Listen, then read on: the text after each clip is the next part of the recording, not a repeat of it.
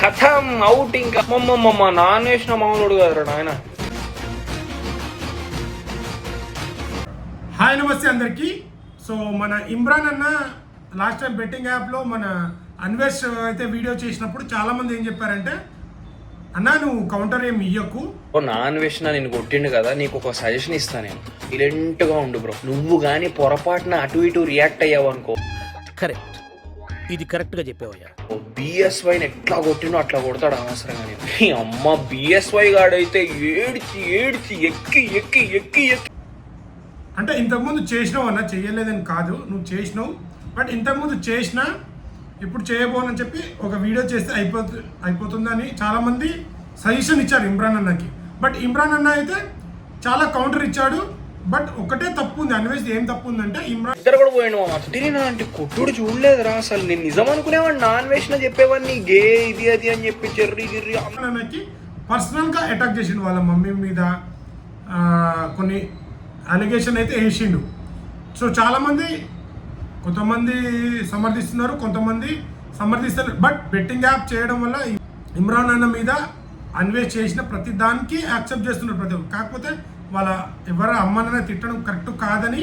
వామ్మో, అది మామూలు కొట్టుడు కాదురా బాబు. సింహపు పంజా దెబ్బ కొడితే జింక ఇట్లా దొర్లుతా చూడు, తడదరని అట్లా కొట్టిండ్రా నాన్న. కొంతమంది వాదన చేస్తున్నారు అది కరెక్ట్ కాదు.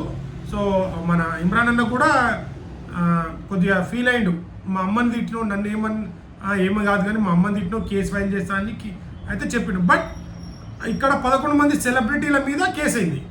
11 మంది సెలబ్రిటీ అయినప్పుడు దాంట్లో మన ఇమ్రాన్ అన్న పేరు కూడా ఉంది, ఇమ్రాన్ అర్షద్ కూడా ఉంది. బట్ ఇమ్రాన్ అన్న ఇప్పుడు కనిపించట్లేదు, అంటే మీడియాకి దొరకట్లేదు. వాళ్ళ అమ్మ దగ్గరికి వెళ్ళి అక్కడ ఇంటి దగ్గర అడిగినా ఇక్కడ ఉండలేదు. అంటే దుబాయ్ వెళ్ళిపోయాడు, పరారీలో ఉన్నారని యూట్యూబ్లో అయితే తమిళ పోస్టర్లు అన్నీ ఇవే వస్తున్నాయి. అండ్ లాయర్ గారు ఏం మాట్లాడారంటే, వీళ్ళు ఎవరెవరైతే కేసులు పడ్డాయో వాళ్ళు వచ్చి ఇలా తప్పు జరిగిందని లొంగిపోయి అక్కడ చట్టం దగ్గర లొంగిపోయి ఇంత వచ్చి వాళ్ళు లొంగిపోతే శిక్ష తక్కువ పడుతుంది. అదే వీళ్ళు ఇట్లా పరారీలో ఉండి వీళ్ళే పోలీసులు ఎక్కడున్నా వాళ్ళని ఎక్కడున్నా పట్టుకుంటారంట.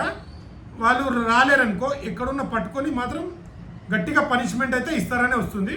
సో ఎక్కడ చూసినా ఇప్పుడు యూట్యూబ్లో తమిళలో ఇమ్రాన్ అన్న పరారీలో ఉన్నారు, దుబాయ్ వెళ్ళిపోయాడు డబ్బులు తీసుకుని అని చాలామంది అంటున్నారు.